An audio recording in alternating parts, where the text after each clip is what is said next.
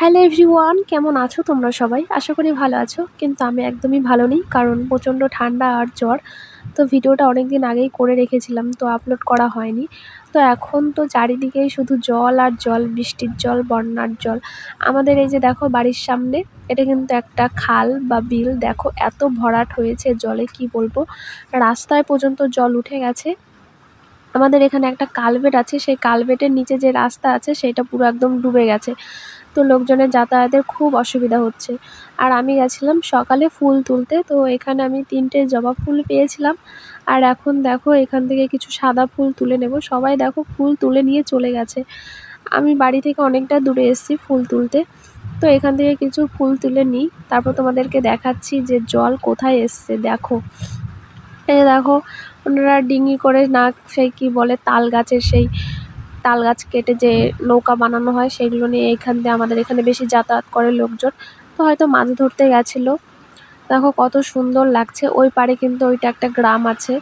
আমাদের এদিক দিয়ে মাঝখান দিয়ে জল হয়ে গেছে, এইদিকে একটা গ্রাম, ওই পাশে একটা গ্রাম, মানে দুই পাশে দুইটা গ্রাম আছে আর মাঝখানে জল।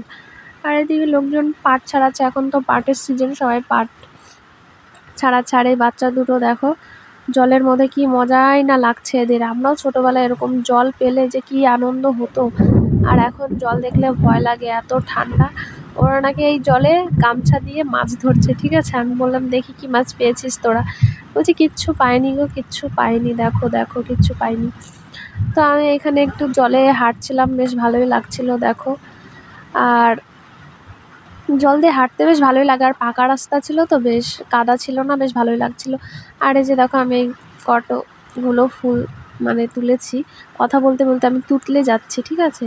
মানে এতটা ঠান্ডা লেগেছে আমার, ঠান্ডা আর জ্বর, কানে মানে আমি কিছু শুনতেই পাচ্ছি না, এমন একটা ব্যাপার। তো আর এখন আমি যে ভয়েস ওভার দিচ্ছি, এখন বৃষ্টি হচ্ছে, তো সময় হয় না, কি বলবো। আর এই যে দেখো ওরা ইচ্ছে মতো ভিজেই যাচ্ছে জলে, কিছু বলার নেই। তো চলো আমি এখন বাড়ি যাই। এই যে এত সুন্দর একটা মানে পরিবেশ, খুবই ভালো লাগছিল, আবার খুব মানে খারাপও লাগছিল। যারা বাজার ঘাটে যায় তাদের খুব অসুবিধা, যারা পড়তে যায় বাচ্চারা, ওদেরও খুব অসুবিধা, মানে নৌকা নেই ঠিক মতো। তো চলো বাড়ি যাই।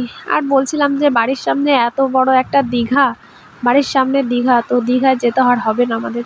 আমি এখনও একবারও দীঘা যাইনি। কেউ শুনলে হয়তো বিশ্বাস করবে না, কিন্তু আমি এখনও দীঘা যাইনি। আর ওই যে দেখো ওই পাড়ের ছেলেমেয়েরা, ওইখানে একটা ঘাট বাঁধানো আছে, সেখানে এসছে। ওরা কি করছে কি জানি, হয়তো স্নান টান করতে এসছে, আর এখন শ্রাবণ মাস। তো চলো বাড়ি যাই, আজকের ব্লগটা এইখানে শেষ করছি। সবাই ভালো থাকবেন, সুস্থ থাকবেন, টাটা।